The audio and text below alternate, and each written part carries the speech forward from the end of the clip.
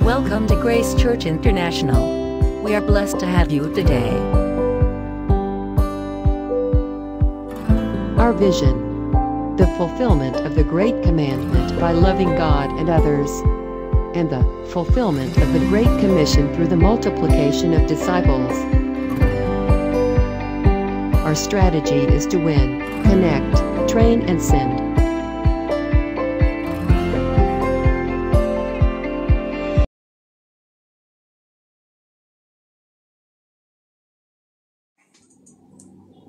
A blessed worship day, children of God, people of God. Let us hear the word from the book of Psalm, chapter 95, verse 7 and 8. It says, "For he is our God, and we are the people of his pasture, the flock under his care. Today, if only you would hear his voice, do not harden your hearts as you did at Meribah, as you did that day at Massa in the wilderness." So let us worship the Lord with gladness, and let us hear his voice, the voice of truth.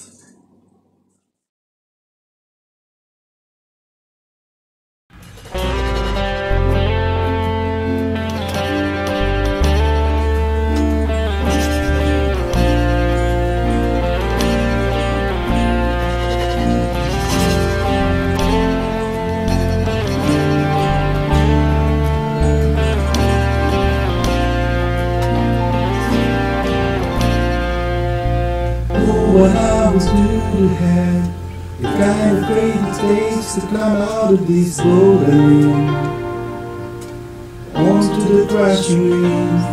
Step out of my comfort zone to the realm of the unknown where Jesus is, and he's holding out his hand.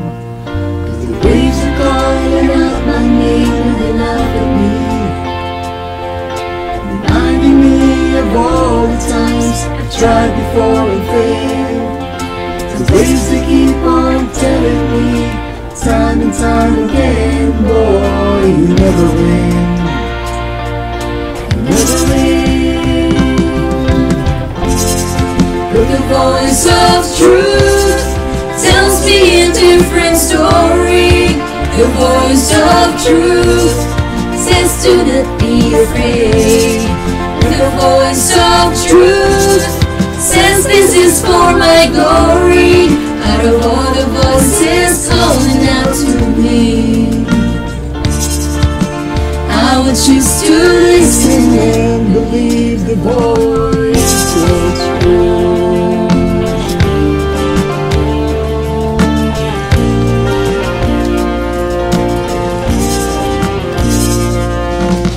Oh, when I was due to have the kind of strength it takes to stand out before a giant. It's just a sting and a stone, surrounded by the sound of 1,000 warriors shaking in their armor, wishing they had had the strength to stand. But the giant's calling out my name and he laughs with me, reminding me of all the times I tried before and failed. The giant keeps on telling me time and time again, boy, you never win. You never win. But the voice of truth tells me a different story. The voice of truth says do not be afraid. And the voice of truth says this is for my glory. Out of all the voices calling out to me, I would choose to listen and believe the voice. But the storm was just the right size to put the giant on the ground, and the waves they don't seem so high from on top of them looking down. I was soaring with the wings of eagles when I stop and listen to the sound of Jesus singing over me. But the voice of truth tells me a different story. The truth says do not be afraid. The voice of truth says this is for my glory. Out of all the voices calling out to me, I would choose to listen and believe. I would choose to listen and believe. Voice of truth. I will listen and believe. I will listen and believe the voice of truth. I will listen and believe. Jesus, you are the voice of truth. And I will listen to you.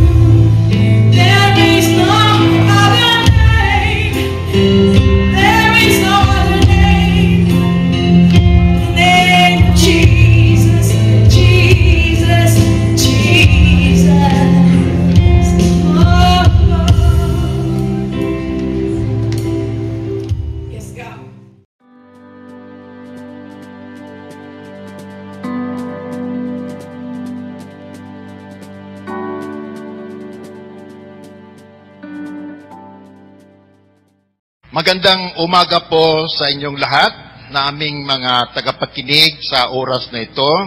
Kami po ay maglilingkod sa inyo sa pamamagitan ng pangangaral. At kami ay nagpapasalamat din po sa Grace Church International.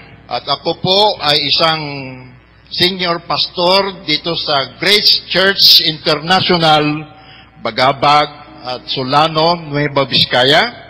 Ang gusto ko pong ibahagi sa inyo po, mga kapatid, ay patungkol po sa usapan, communication o Bible study nila Panginoong Hesus at si Nicodemo. John 3 verse 1 to 8. May isang lalaki nga sa mga Pariseo na nagngangalang Nicodemo, isang pinuno ng mga Hudyo. Ito rin ay naparoon sa kanya, kay Hesus, ng gabi. At sa kanya ay nagsabi, Rabbi, nalalaman namin ikaw ay isang guro na nagbuhat sa Diyos, sapagkat walang makagagawa ng mga tanda na iyong ginagawa maliban na kung sumasa kanya ang Diyos. Sumagot si Jesus at sa kanya'y sinabi, Katotohanan, katotohanan sinasabi ko sa iyo, maliban na ang tao'y ipanganak na muli, born again, ay hindi siya makakakita ng kaharian ng Diyos. Sinabi sa kanya ni Nicodemo, paanong may papanganak ang tao kung siya'y matanda na? Makapapasok baga siyang bilang ikalawa sa tiyan ng kanyang ina at ipanganak? Sumagot si Jesus, katotohanan, katotohanan sinasabi ko sa iyo, maliban na ang tao ipanganak ng tubig at ng Espiritu, ay hindi siya makapapasok sa kaharian ng Diyos. Ang ipinanganak ng laman ay laman nga, at ang ipinanganak ng Espiritu ay Espiritu nga. Huwag kang magtaka sa aking sinabi sa iyo, kinakailangan ngang kayo'y ipanganak na muli. Umihihip ang hangin kung saan niya ibig, at narinig mo ang kanyang ugong. Ngunit, hindi mo nalalaman kung saan nanggagaling, at kung saan naparoroon. Gayon ang bawat ipinanganak ng Espiritu. Pagpalain ng Diyos ang bawat makinig sa kanyang salita ngayong umaga in Jesus' name. Ang aking topic ngayon, mga kapatid, na aking i-share sa inyo ay ang mga aral ng Diyos tungkol sa muling kapanganakan. Ito ang nais ng Diyos na ibahagi ko po sa inyong lahat dahil gusto ng Diyos at pati rin akong kaibigan ninyo na lahat tayo ay may panganak muli. Maka-experience ng sinasabi ng Bible na born again upang magiging anak tayo ng Diyos at magiging karapat-dapat tayo sa kaharian ng Diyos. Mga kapatid, hinihiling ko po na pakinggan nyo akong mabuti dahil maraming mga turo patungkol sa born again. At gusto ko pong ibahagi rin sa inyo ang nalalaman ko na aral ng Diyos patungkol o tungkol sa born again o muling kapanganakan. At sana interested po kayong lahat dahil mahal natin ang Diyos. Total, itong binasa ko sa inyo, mga kapatid, ay salita ng Panginoong Jesucristo kay Nicodemo, na itong si Nicodemo ay isang relihiyosong tao dahil pinuno siya ng mga Hudyo sa kanilang relihiyon bilang Pariseo. So talaga relihiyosong taong ito dahil siya ay relihiyoso, mabait na tao, mabuting tao, influential nga tao, at may mataas na pinag-aralan. At itong si Nicodemo, mga kapatid, ay guro, Bible teacher sa kanilang relihiyon. Pumaroon siya kay Jesus Christ sa gabi. upang makipag-Bible study kay Jesus Christ. Yan, gabi ang piniling oras. Kasi parang walang ganong makakakita siguro sa kanya, marirebuke sa kanilang reliyon kung pumasok sa tahanan na kung saan nandun si Jesus nagtuturo. At alam nyo po, nag-Bible study silang dalawa. At ang sinabi ni Nicodemo sa kanyang pambungad na salita kay Jesus, sinabi ni Nicodemo, Rabbi, teacher, ang ibig sabihin, nalalaman namin ikaw ay isang guro na nagbuhat sa Diyos, nanggaling sa Diyos, sapagkat walang makagagawa ng mga tanda na iyong ginagawa maliban na kung sumasa kanya ang Diyos. Ito, i-recognize ni Nicodemo ang power of God kay Jesus Christ, na dahil sa miracles, signs, wonders, sa miracles na ginagawa ni Jesus, isang tanda para kay Nicodemo na si Jesus Christ ay nanggaling nagbuhat sa Diyos. At alam niyo po, yan ang sinabi ni Nicodemo kay Jesus Christ. Alam niyo po, ang sagot ni Jesus Christ, malayo.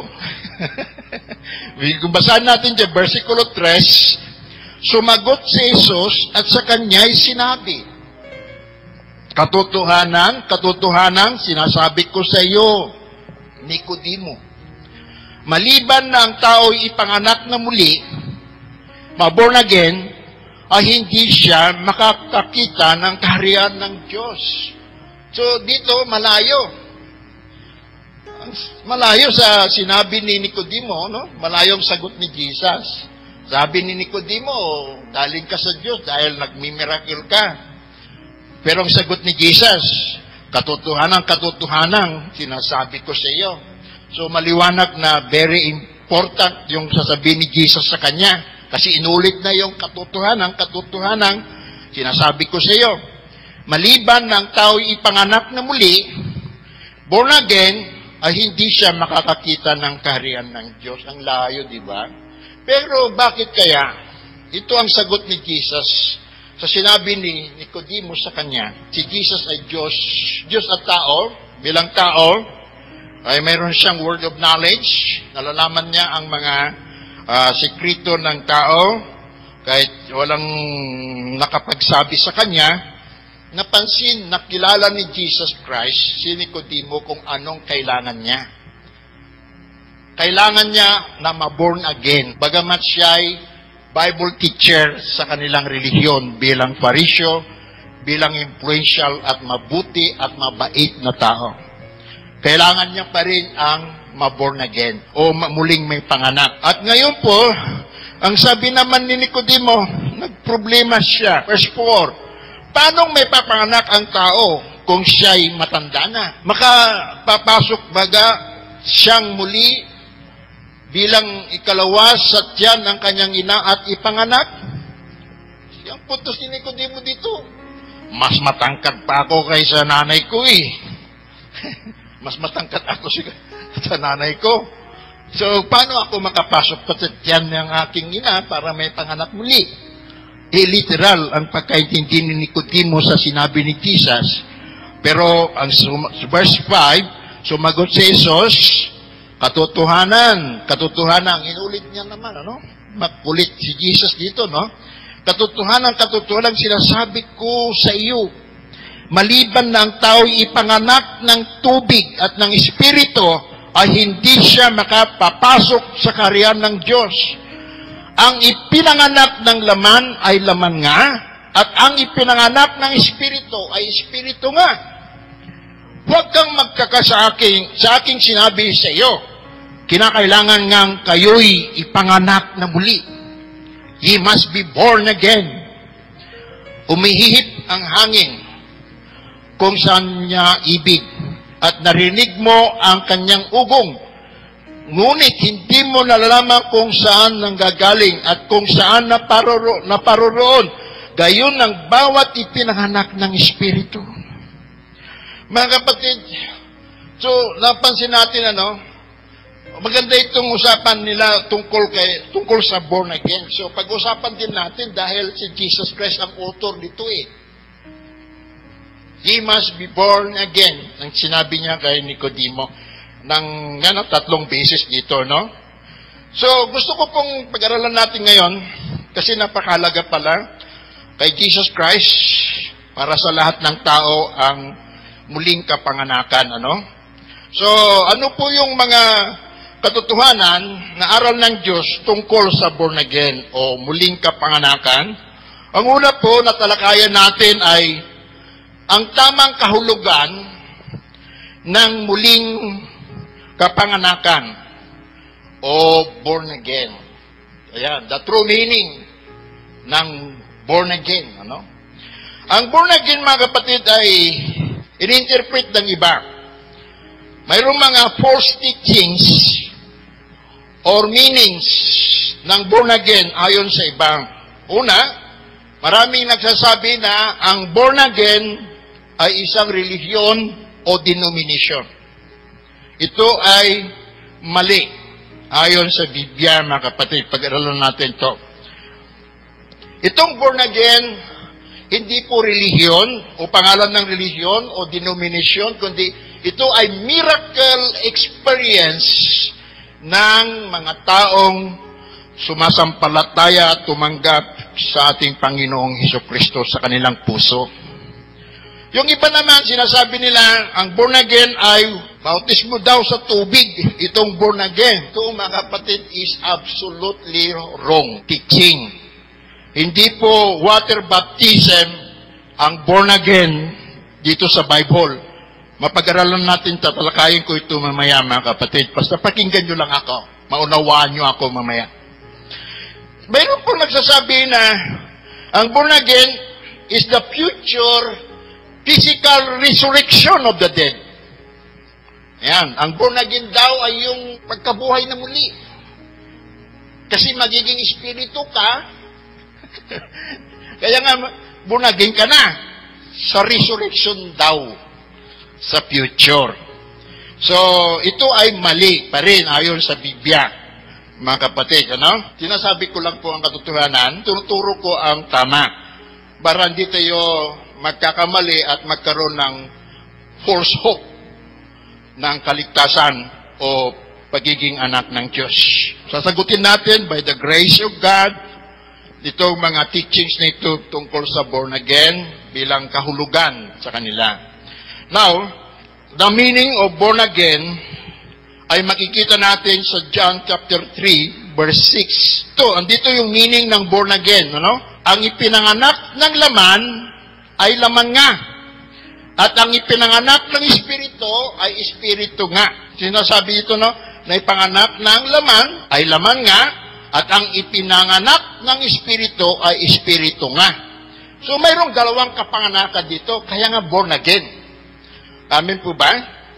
Itong una, ang kapanganakan ng tao is, ang ipinanganak ng laman ay laman nga. Yan ang first na verse natin. Na ito ay nangyari nung nipanganak tayo sa ating human parents, sa human family natin.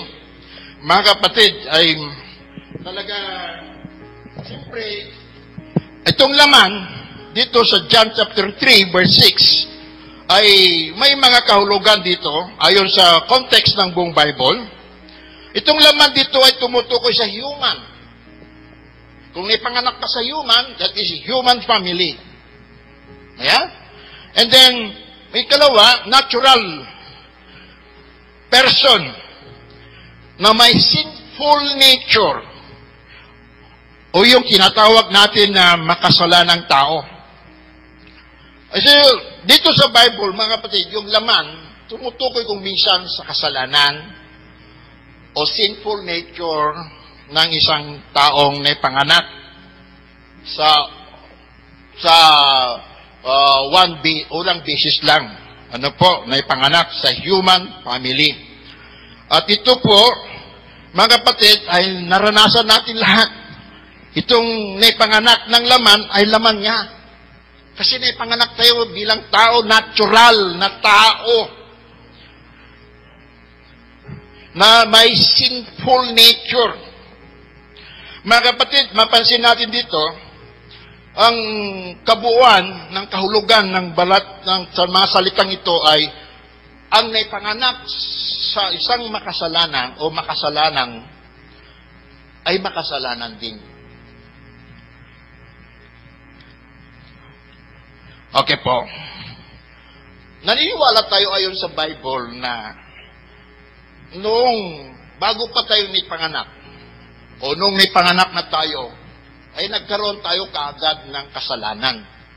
Ayon po sa Salmo 51 verse 5. Sa Salmo 51 verse 5, at ito po ang sinasabi natin na minanang kasalanan. Yan, ang naipanganak ng laman, makasalanan, ay makasalanan din. O may sinful nature, mayroon siyang sinful nature. Kasi ito ay pinatunayan ng Bible. Sa Salmo 51 verse 5, ganito po ang sinabi.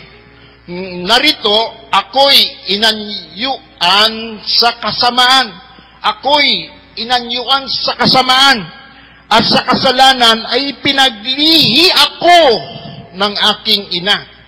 So, pinaglili ka pa lang ng ina mo, mayroon ka ng kasalanan. Anong ibig sabihin niya? Wala ka pa mang nagawang masama. Ang ibig sabihin niya, mga kapatid, ay makikita natin sa Romans chapter 5, verse 12. Sa Romans 5, verse 12, at sa pamagitan ng mga kamay, ay, Romans 5:12. Malilit kasi itong Bible, letra ng Bible ko eh. Medyo matanda na rin tayo. So, Romans 5, verse 12. Subaybayan nyo lang ako. Kaya kung paano, nasa pamamagitan ng isang tao, si Adam ito ay pumasok ang kasalanan sa sanglibutan, lahat ng tao. At ang kamatayay sa pamamagitan ng kasalanan. At sa ganito'y, ang kamatayan ay naranasan ng lahat ng mga tao. Bakit? Sapagkat ang lahat ay nagkasala. Romans 3:23, lahat ay nagkasala. Lahat ng tao, basta tao na ipanganak sa human family, in the flesh, makasalanan na.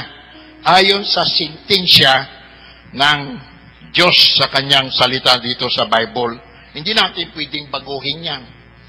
Kaya nga po, yung naipanganak sa laman, ng laman ay laman nga, ito lahat tayo. First, nakapanganakan natin ito, mga kapatid. Kaya nga po, pag-aral natin mabuti ito, no? Kasi itong kasalanan na minana natin, kina-Adan at Eva, ito ang nag-udyok sa atin, gumawa ng ating sariling kasalanan sa masamang pag-iisip, masamang pananalita at masamang gawa. At itong kasalanan ang magtatapon sa atin sa impyernong apoy kung hindi po ito masolusyonan by being born again. So, mga kapatid, dito yung gundaway, gusto ko pong pag-aralan natin ang ibig sabihin naman itong ang naipanganak ng Espiritu ay Espiritu nga sa John chapter 3 verse 6. Anong ibig sabihin ito? Ang ipinanganak ng Espiritu ay Espiritu nga. Sa unang salita na Espiritu diyan, kapital, I, Espiritu. Yan ay tumutukoy sa third person of the Trinity. And that is God. Itong Espiritu dito, tumutukoy sa Diyos. Diyos na Espiritu. Ay yun ang Holy Spirit. Mga kapatid, dahil God is a Spirit.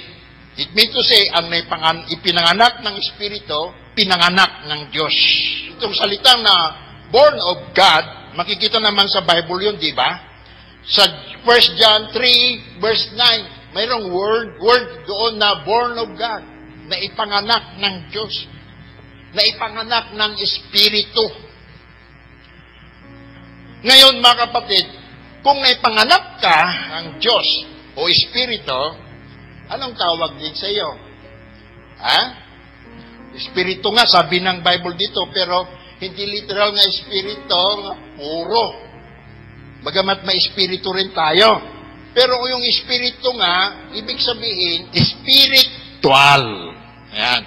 Spiritual na tao. Ha?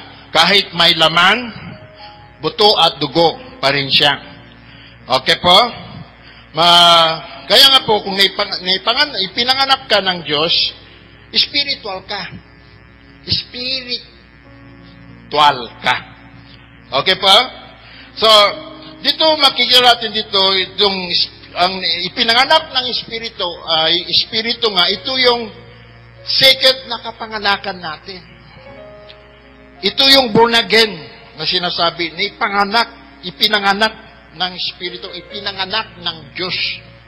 At mga kapatid, ibig sabihin, ito, o ipinanganak ng Diyos, o espiritu, na naging spiritual ka nga, ito ibig sabihin, pagiging anak ng Diyos. Sa unang kapanganakan mo, naipanganak ka sa human family in the flesh. Sa second na kapanganakan mo naman, ipinanganak ka sa Diyos. Ibig sabihin, in the family of God. Pagiging anak ng Diyos. Ang kahulugan ng salitang born again is pagiging anak ng Diyos. John 1 verse 12 at saka verse 13, makikita natin dito mga kapatid, dadapwat ang lahat ng sa kanya'y kay Jesus Christ. Nagsitanggap, ay pinagkalooban niya sila ng karapatang maging mga anak ng Diyos. Yan ang born again, ipinanganak ng Diyos. Karapatang maging mga anak ng Diyos sa makatuwid bagay ang mga nagsisisampalataya sa kanyang pangalan. Na mga ipinanganak na hindi sa dugo. Verse 13, ni sa kalooban ng laman, ni sa kalooban ng tao, kundi ng Diyos. Ipinanganak ng Diyos. Kaya nga po, mapalad po tayo. Kung tayo born again, kasi anak ka ng Diyos. Kung anak ka ng Diyos, very special ka kasi anak ka ng kataas-taasang Diyos. The King of Kings and the Lord of Lords. Kaya ikaw ay prinsipe, prinsesa din ng Diyos. You are very special person. Kung anak ka ng Diyos o born again ka na. Kahit ano man ang inyong reliyon, mga kapatid. Amen po ba? Ang isa pa, ang born again ay pagtanggap ng godly, maka-Diyos na pamumuhay mula sa Diyos. Tinayo yung ipapanganak na sanggol, nagkaroon na siya ng buhay. Kaya yung may papanganak ka sa Diyos o sa pamilya ng Diyos, magkakaroon ka ng bagong buhay.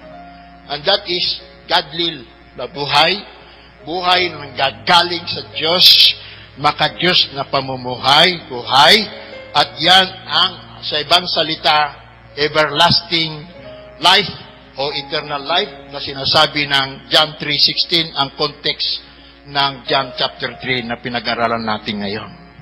So mga kapatid, John 3:16, kayo na lamang ang pag-ibig ng Diyos sa sanglibutan sa lahat ng tao.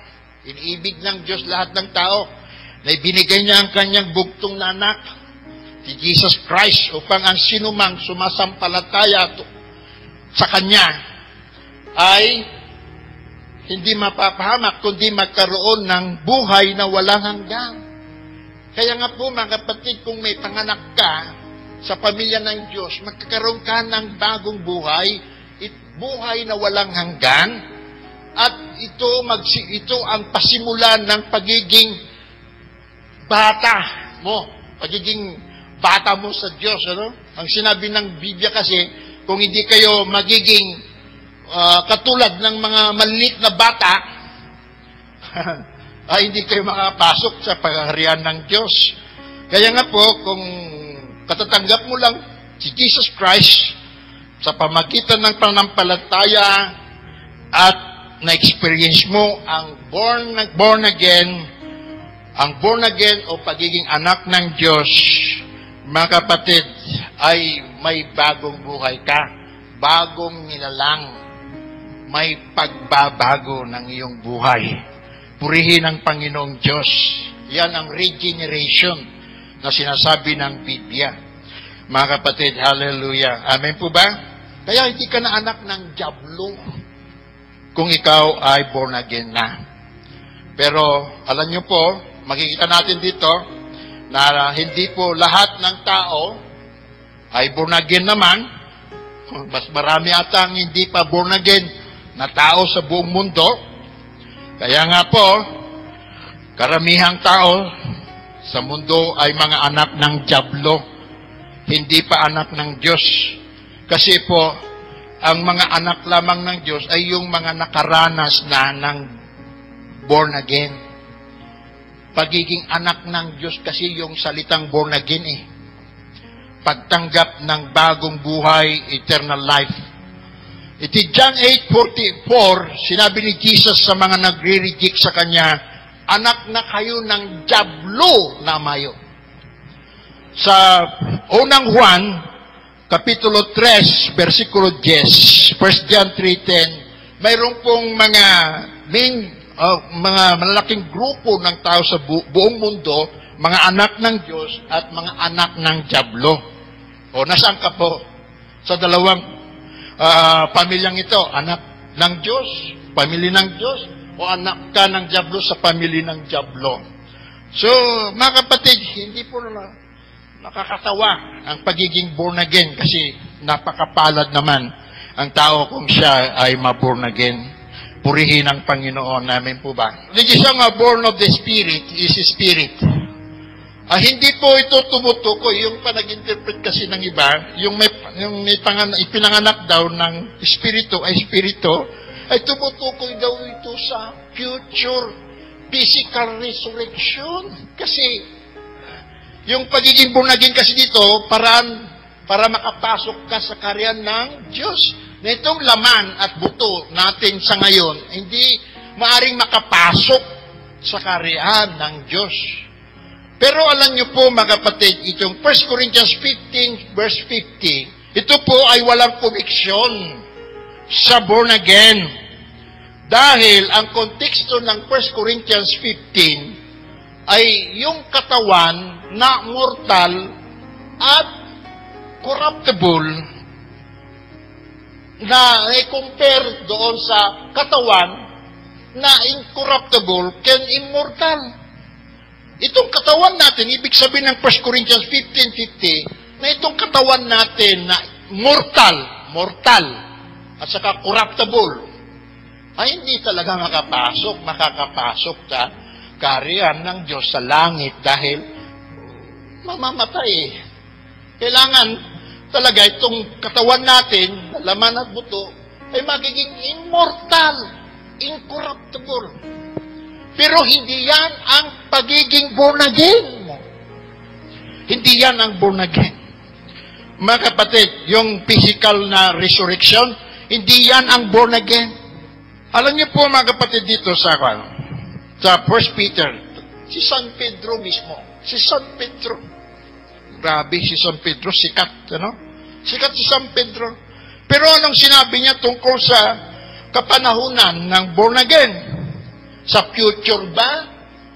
Sa after the resurrection o resurrection day? O sa ngayon, mula noon, panahon niya San Pedro? Kaya future ba ito o past tense? Itong kausap ni San Pedro noong kapanahunan niya pa lang. Wala pang resurrection hanggang ngayon, di ba? Yung physical resurrection, wala pa. Pero mayroon na pong mga kinausap ni San Pedro na naborn again na. Wala pang physical resurrection. Basahin nyo sa 1 Peter 1:23 hanggang 25. Tingnan nyo kung future, past tense ba? Itong naborn again dito. 1 Peter 1:23. Pero na ito yamang ipinanganak.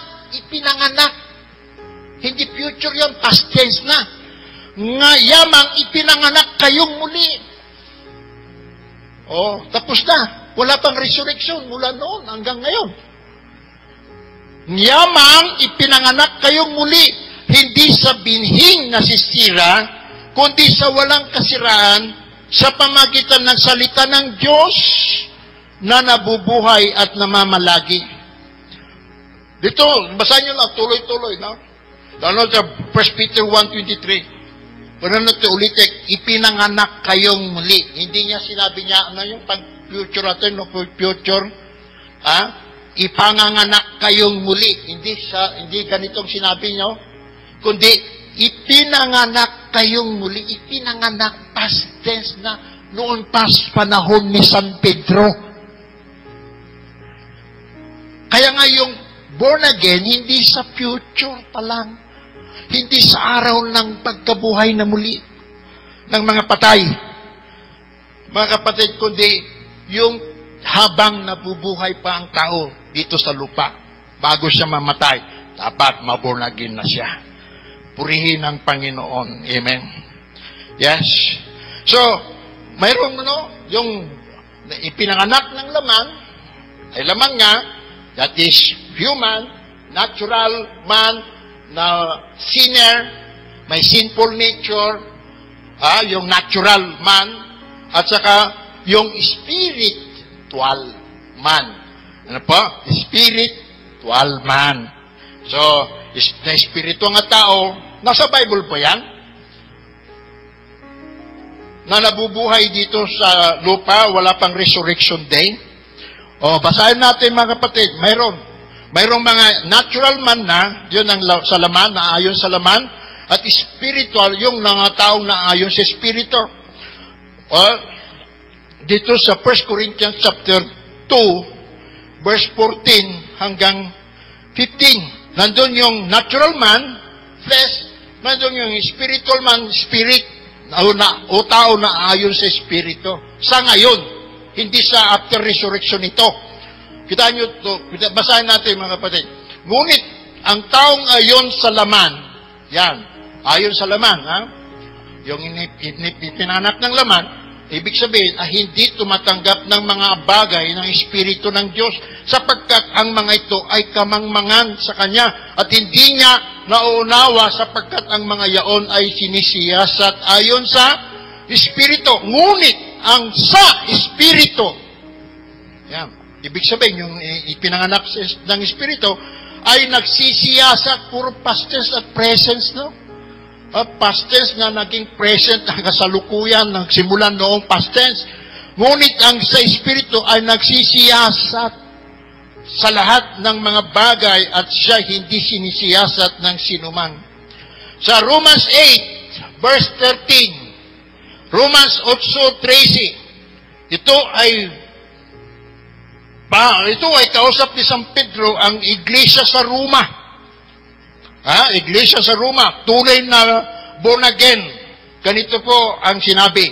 Sapagkat kung mga buhay kayo ng ayon sa laman, yon, laman, ay mga mamatay kayo.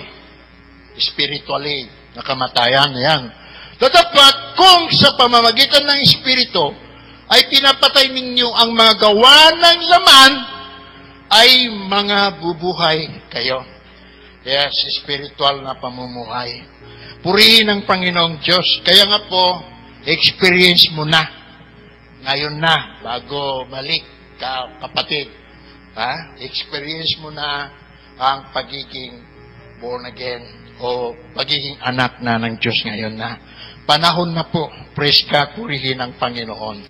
At ngayon mga kapatid ko, dahil sa pag-ibig, gusto ko magturo pa rin sa inyo ngayon. Sa kalawang pag-aral natin ngayon tungkol sa born again ay ang mga rason kung bakit kailangan may panganak muli ang sinumang tao. Ang mga rason kung bakit kailangan may ipanganak muli ang sinumang tao. Unang sagot kung bakit kailangan maborn again ang tao ay kailangan maborn again na ang tao sapagkat lahat ng tao, kasali ka, ay makasalanan laban sa Diyos. So, Romans 3:23, lahat ay nagkasala. Salmo 51 verse 5, kahit nasa tiyan pa lang tayo ng ating ina, may kasalanan na tayo. Dahil sa minano nating kasalanan kay Adan, Romans 5:12. Kaya ang sentensya ng Diyos, lahat ng tao ay nagkasala, basta tao. Basta tao. Tao ka ba? So, makasalanan ka rin. May kasalanan ka rin. Pero ang solution ng kasalanan natin o pagiging makasalanan natin ay ang ye must be born again. Ye must be born again. Yan ang sinabi ni Jesus Christ. So, kung maborn again ka, mga kapatid, talaga maalis ang kasalanan mo by the blood of Jesus. At magiging anak ka ng Diyos mula sa anak ng Diablo, no? Lumipat ka lang sa ibang pamilya. Okay po? So, importante, maborn again ka para magamot, masolusyonan yung pagiging makasalanan mo, makasalanan natin. Kasi lahat tayo ay nagkasala sa Diyos. So, you must be born again. Number 2, kung bakit kailangan ang born again, ay kailangan maborn again ka na. Kailangan maborn again na ang lahat ng tao upang makikita at makapapasok o mapapasok niya ang kaharian ng Diyos. Yes? Kailangan maborn again ka para makikita mo at mapapasok mo. Makakapasok ka sa kaharian ng Diyos. So, ibig sabihin, kung di ka maborn again, reject ka sa kaharian ng Diyos. Hindi ka karapat-dapat doon sa kaharian ng Diyos kung hindi ka maborn again. Yan ang sinabi ni Jesus Christ. Hindi po yung iglesia namin, hindi po yung religion namin, kundi ang Diyos ang nagsasabi niyan. Basahan ko, mga kapatid, John chapter 3, verse 3. Ito ang sinabi ni Jesus Christ kay Nicodemus at pinasulat ng Diyos dito kay Apostol Juan Tapno kasi para rin sa atin ito. Juan 3:3, sumagot si Jesus at sa kanya'y sinabi, katotohanan sinasabi ko sa inyo, maliban ng tao'y ipanganak na muli, ay hindi siya makakakita ng kaharian ng Diyos. Kung di ka maborn again, hindi mo makikita ang kaharian ng Diyos. Impyerno ka. Sa impyerno ka talaga. Sa John chapter 3, verse 3. So, John chapter 3, verse 5, sumagot si Jesus, katotohanan sinasabi ko sa iyo, maliban ng tao ipinanganak ng tubig at ng Espiritu, ay hindi siya makapapasok sa kaharian ng Diyos. Hindi siya makapapasok sa kaharian ng Diyos kung hindi ka maborn again. Maborn again. Ngayon na, praise the name of the Lord Jesus. Kaya nga po, mapalad tayo, no? Kung born again tayo, pero napakamalas mo naman. Kahit ikaw pang pinakasikat, pinakamayaman, pinakagwapo, pinakamaganda, pinaka-influential na tao, kung hindi ka maborn again, anak ka ng Diablo, at sa impyerno ka pa rin pupunta kung hindi ka maborn again bago ka mamatay. Mga kapatid, napansin nyo ba dito? Dalawang basis na binanggit ni Jesus dito ang kaharian ng Diyos na makikita at mapapasok ng mga born again lamang. Okay po? So, bakit dalawa? Kasi itong kaharian ng Diyos kasi ay may dalawang bahagi. May dalawang aspeto ng kingdom of God. Mga kapatid, gusto kong i-share sa inyo, no? Nagulat yung iba. Basta akala nila siguro ang kingdom of God ay nagsimula na at wala nang susunod na kingdom of God in the future. Alam niyo po mga kapatid, ay dito may dalawa, okay po, may dalawang aspeto ng kingdom of God in the Bible na para sa mga tunay na born again na nasa iba't ibang relihiyon. Umuna, spiritual present kingdom of God. Yung spiritual present kingdom of God, ito yung kingdom of God na ngayon. Sa present. At ayon po sa Lucas 17 verse 21, ang kingdom na ito ay nasa loob na ng mga taong na born again, mga believers, tunay na Kristiyano. Yun nasa puso na natin, itong spiritual na kingdom. At ito ay present kingdom of God. Ayon sa Lucas 17 verse 21. At ano po, itong spiritual kingdom na nasa loob na ng mga taong born again na? Dito sa Romans 14 verse 17. Mga kapatid, ito yung description ng kingdom sa ngayon. Romans 14 verse 17 po. 14:17 ng Roma. Opo, basahin natin.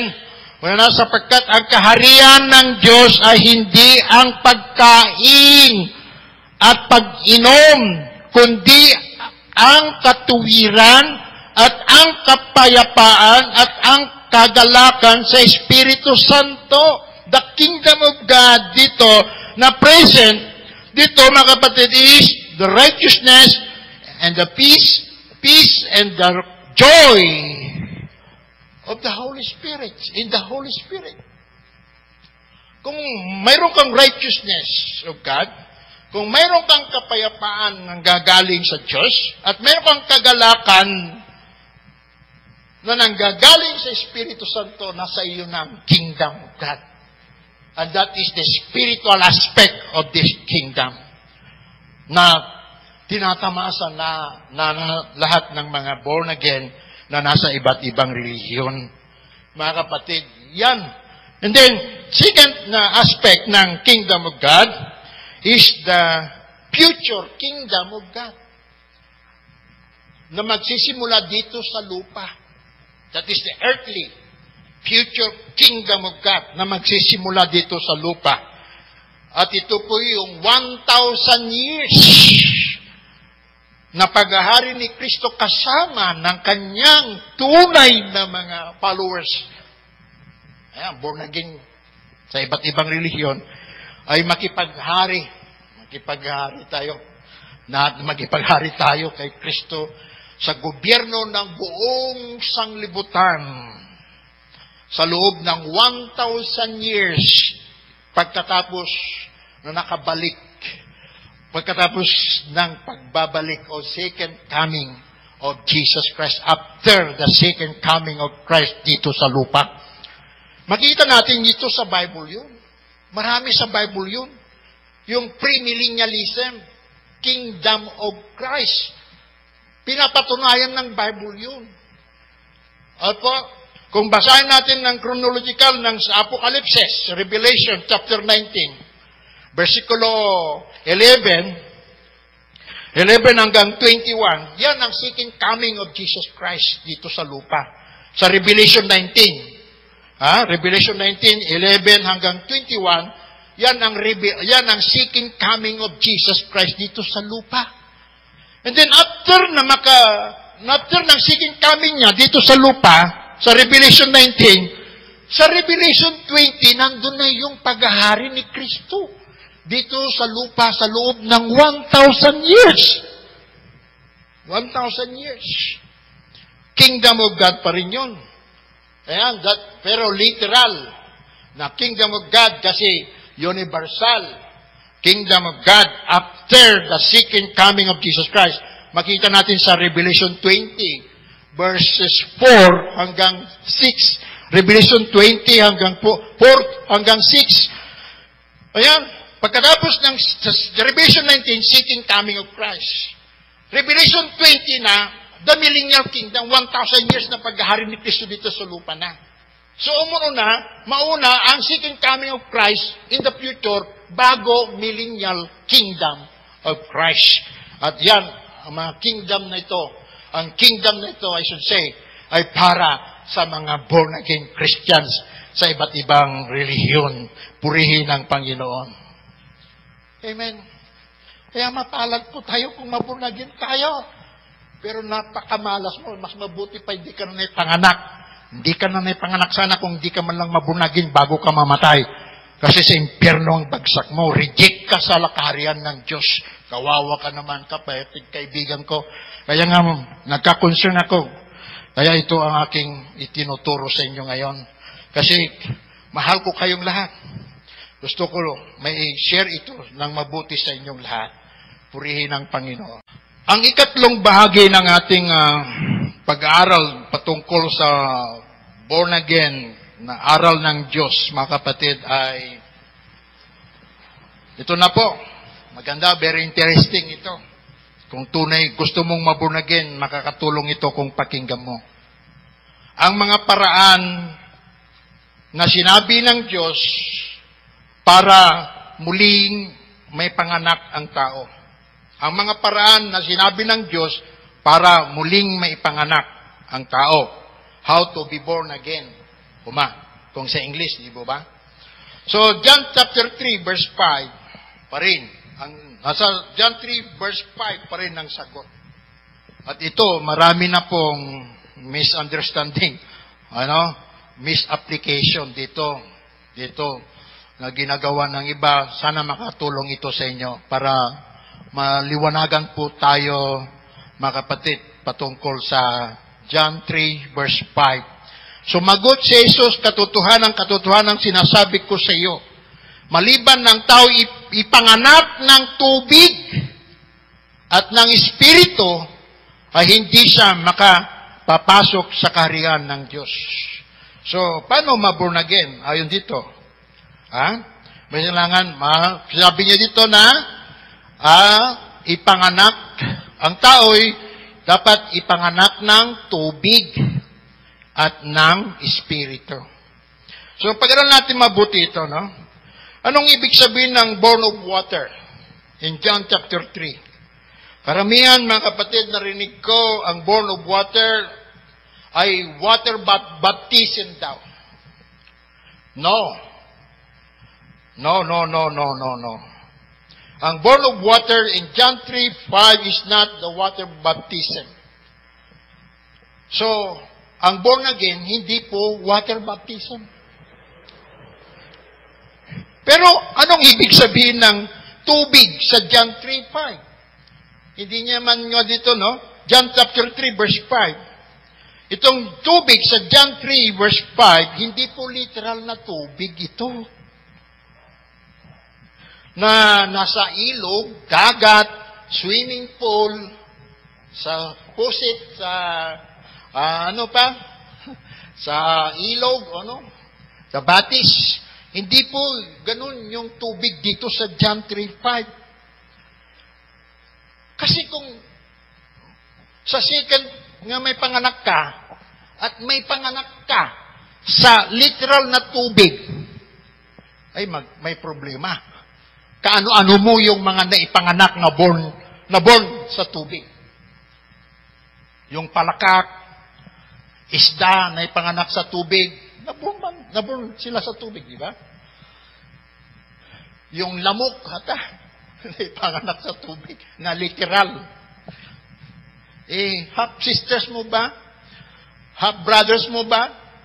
Kung itong born of water ay water baptism dahil literal na tubig ito, maborn ka sa second time sa tubig, mag-isip ka, baka half sisters mo, half brothers mo yung ipanganak din sa literal na tubig.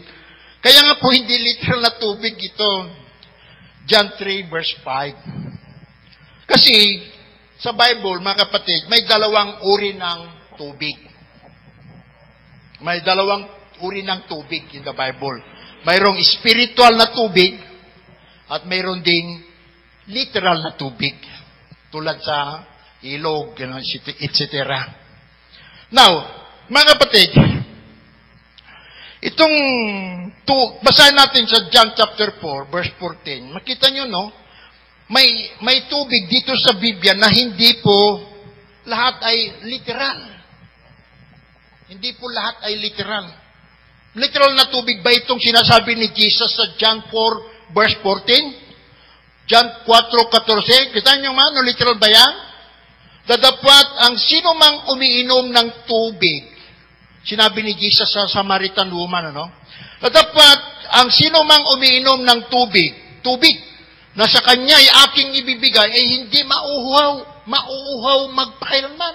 Literal na tubig ba yan? Tubig na kung inumin mo, hindi ka na mauuhaw magpakailanman? Mayroon bang literal na tubig ng gano'n? And next, kung sinabi pa dito, Ilocano kasi.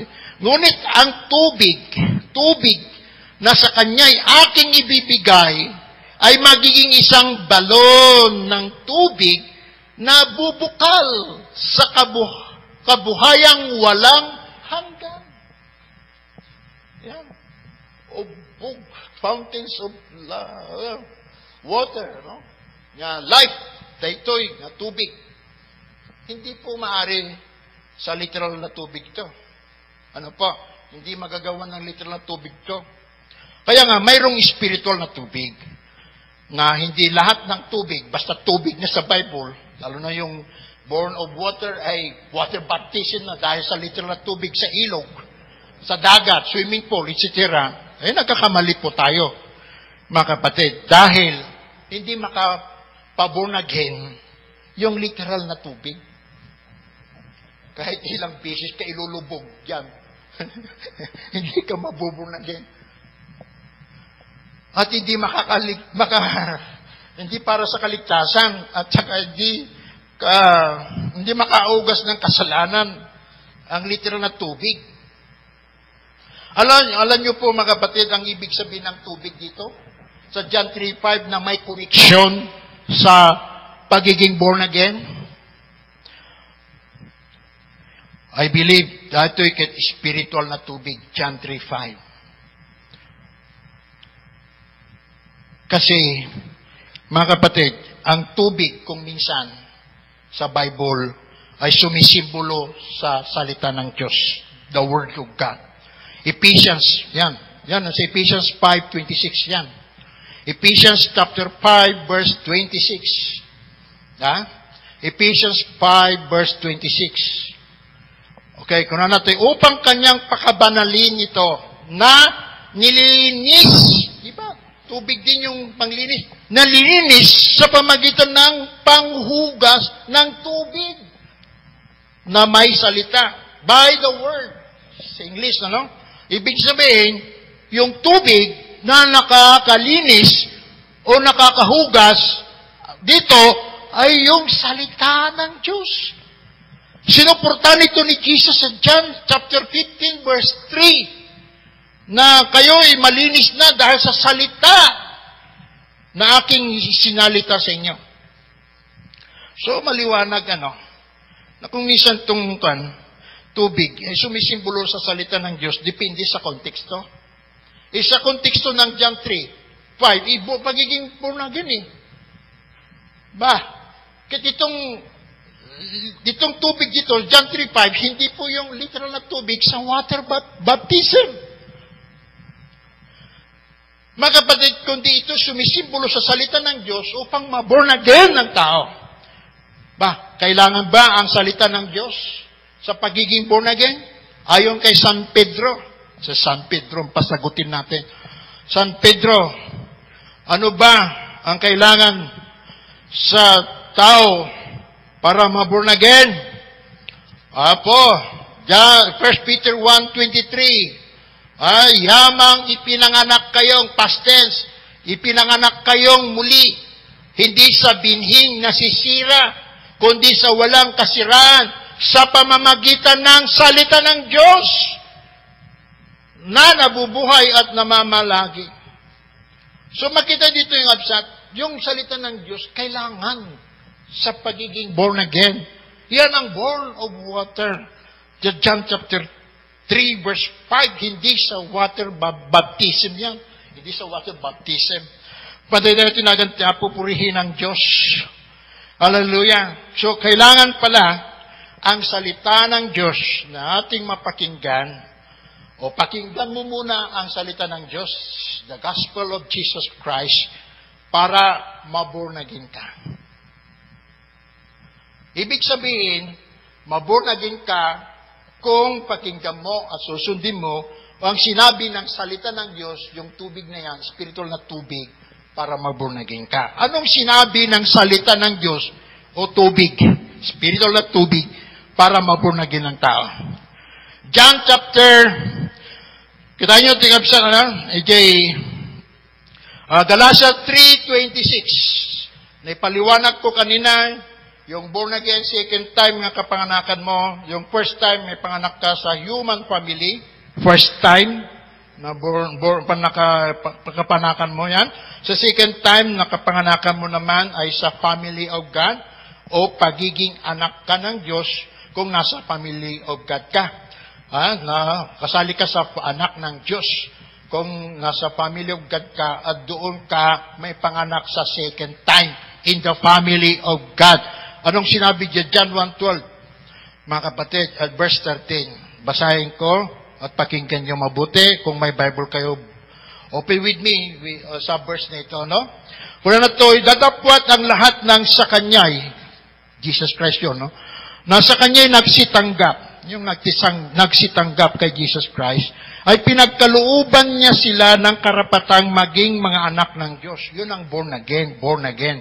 Sa mga tuwid bagay ang mga nagsisisampalataya sa Kanyang pangalan, nagsisisampalataya at nagsitanggap kay Jesus Christ.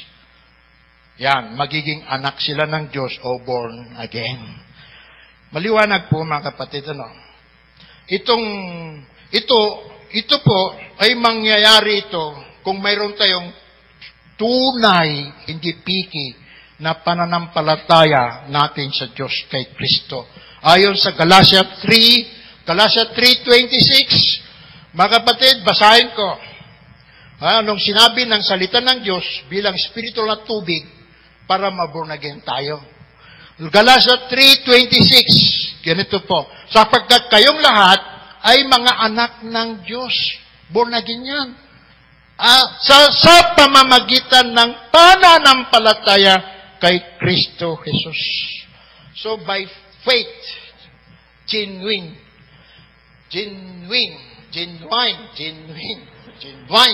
totoo, na pananampalataya kay Kristo. Ano yun?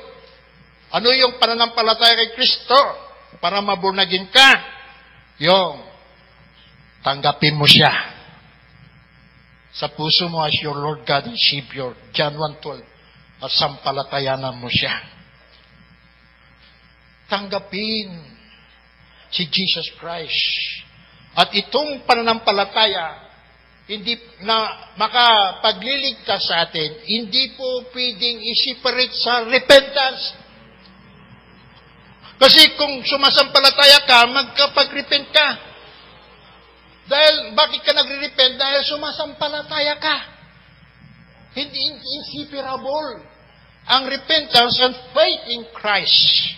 Kaya nga kailangan, mga kapatid, para mabornagin ka, magiging anak ka ng Diyos, kailangan, aminin mo, anak ka rin ng laman, makasalanan ka rin.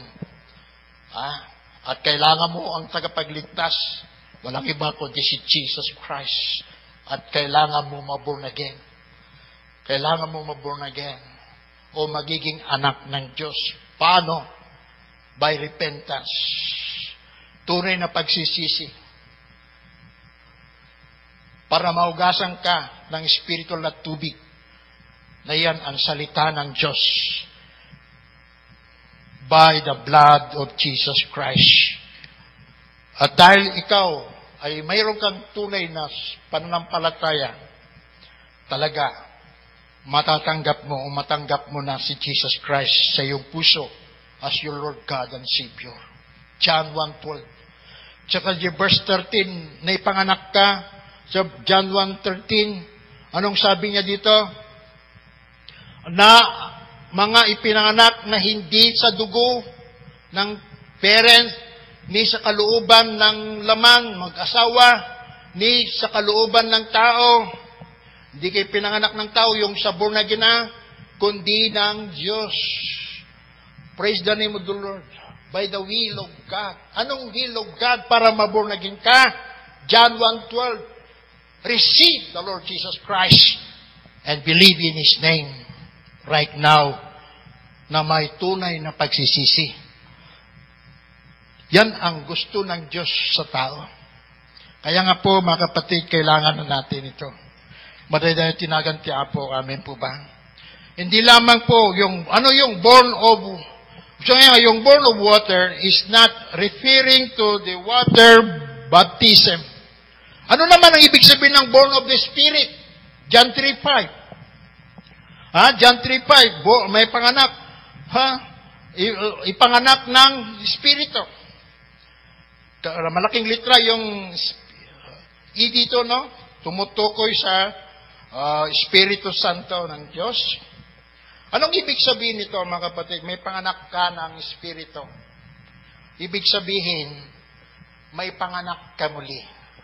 Magiging anak ka ng Diyos sa pamagitan ng trabaho ng Espiritu Santo sa buhay mo. Mag-work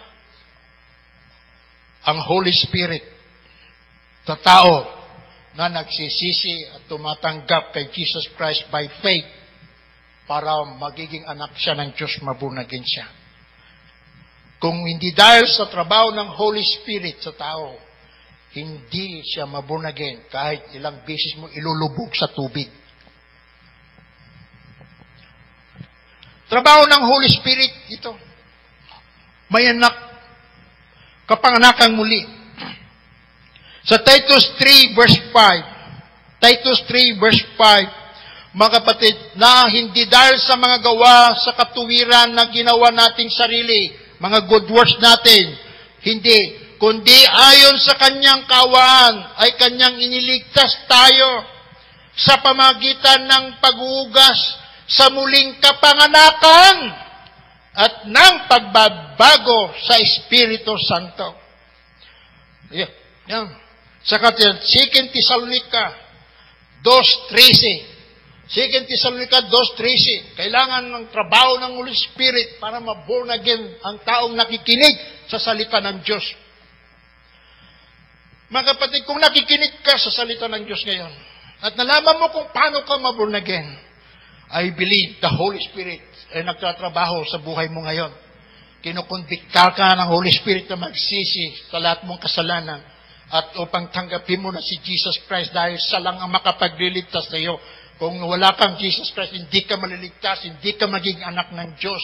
Manatili kang anak ng Diablo. So we need the Lord Jesus Christ sa ating mga puso. At yan ay sa tulong ng banal na Espiritu Santo. So, mga kapatid, yan ang prayer ko ngayon. Na lahat ng nakikinig ngayon sa salita ng Diyos ay maborn again by the power of the Word of God na I-share. Na kung sundin mo ang Word of God, para maborn again ka, that is repentance and faith in Christ, receiving the Lord Jesus Christ, maging anak ka ng Diyos, born again ka, karapat-dapat ka sa kaharian ng Diyos. Praise the name of the Lord Jesus Christ. Kaya nga po, yung salitang born of water and of the Spirit, i-explain niya dito, mga kapatid, na ang salita ng Diyos dapat pakinggan natin, yung nasa Bible. Kung paano ka maligtas, paano ka maborn again. Kat yan ang gagamitin din ng Holy Spirit para ikaw makondikta na magsisi at magtanggap kay Jesus Christ. At ikaw maborn again, magiging anak ka ng Diyos, hindi ka na anak ng Diablo. Purihin ang Panginoon.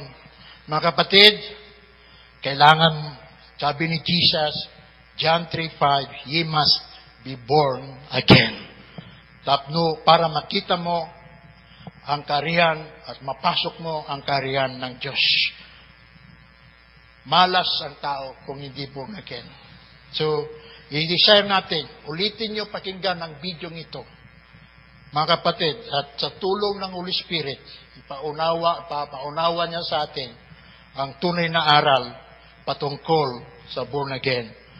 Mga kapatid, at sana naging blessing ito sa inyo, hindi kayo nainis sa akin dahil po sa aking pagsabi ng katotohanan sa pangalan ni Jesus. Panginoong Diyos, mag-pray tayo. Panginoong Diyos, sa umagang ito, lahat po ng aming tagapakinig. Lord, mahaba po ang minsang ito, pero Lord, dahil sa pag-ibig nila sa iyo, nagustuhan nilang pinakinggan at isabuhay by the word, by the help of the Holy Spirit. Holy Spirit, bigyan mo ng grace ng bawat isa sa amin, Lord God, para bago kami maborn again, magkaroon kami nawa ng totoong pananampalataya kay Jesus Christ. Lord Jesus, iligtas mo ang bawat nakikinig. Lord, Holy Spirit, tulungan mo ang bawat nakikinig na magsisi. At tulungan mo ang bawat nakikinig, Lord, na tanggapin si Jesus Christ. Dahil yan ay nasa Biblia, na bagamat pinagtatawanan ng iba, yung salitang tanggapin si Jesus para maligtas ka o mabunaging ka. Pero yun po, Panginoon, ay nasa katotohanan na dapat gawin ng tao. Lord, may experience. Nawa ng lahat ng nakikinig ang totoong born again, totoong anak ng Diyos. Ang ma-experience namin, Lord. Sa pangalan ni Jesus, Lord, gawin mo ito sa bawat nakikinig. In Jesus' name, amen. Now, the love of God and the grace of the Lord Jesus Christ and the fellowship, ministry of the Holy Spirit be with us now and forever. Amen, amen, amen.